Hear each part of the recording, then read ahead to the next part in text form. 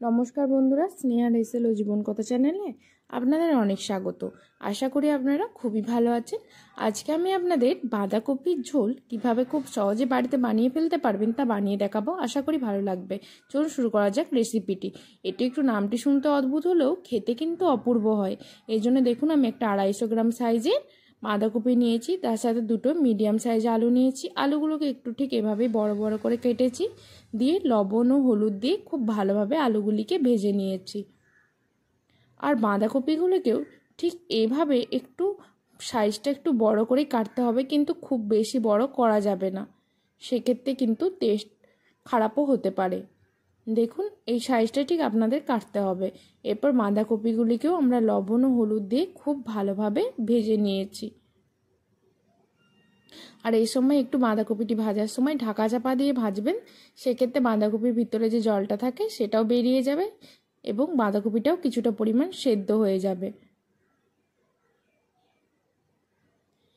এরপর একটা বাটির মধ্যে ধনে গুঁড়ো, জিরে গুঁড়ো, লঙ্কার গুঁড়ো ও হলুদ আমরা জলের মধ্যে দিয়ে গুলে রেখেছিলাম। এবার কড়াইতে শুকনো লঙ্কা, জিরে, তেজপাতা ফোড়ন দিয়ে তার মধ্যে আমরা প্রথমেই পেঁয়াজ দিয়েছি।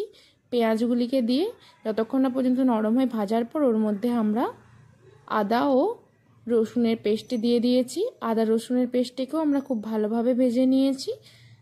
দিয়ে যখন ওর কাঁচা গন্ধটি চলে গেছে তখন আমরা টমেটো কুচি দিয়েছি। টমেটো কুচিগুলিকে দিয়ে যতক্ষণ না পর্যন্ত নরম হয় ততক্ষণ পর্যন্ত আমরা ভেজে নিয়েছি। আপনারা যদি নিরামিষভাবে করতে চান সেক্ষেত্রে পেঁয়াজ রসুন না দিলেও এই তরকারিটি সমানভাবেই টেস্টি হবে যদি আপনারা আদা আর টমেটো দিয়ে করেন। এরপর আমরা যে জিরে গুঁড়ো, ধনে গুঁড়ো, হলুদ ও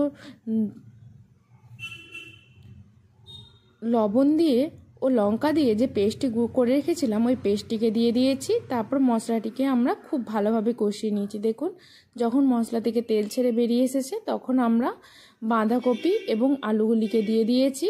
তারপর মশলার সাথে খুব ভালোভাবে মিশিয়ে নিয়েছি। তারপর আমরা ওর মধ্যে পরিমাণ মতো জল দিয়ে দিচ্ছি যাতে বাঁধাকপি আলুটা ঠিকঠাকভাবে সেদ্ধ হয়ে যায়। তার সাথে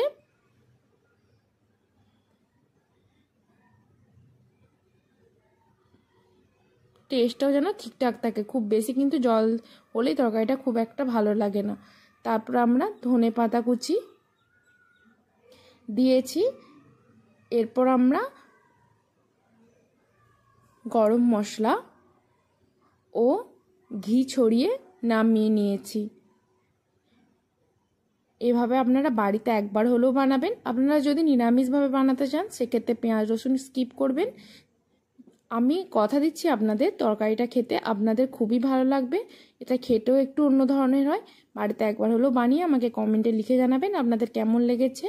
ভালো লাগলে লাইক, শেয়ার, কমেন্ট, সাবস্ক্রাইব করে স্নেহা রেসেল ও জীবন কথা চ্যানেলের পাশে থাকবেন। পরবর্তীতে নতুন কোনো রেসিপি নিয়ে আবার ফিরে আসব। আর অবশ্যই আপনারা একটু গরম মশলা আর ঘিটা দেওয়ার চেষ্টা করবেন। এটার জন্য তরকারিটা কিন্তু খেতে একটা আলাদা রকমের সুস্বাদু হয়।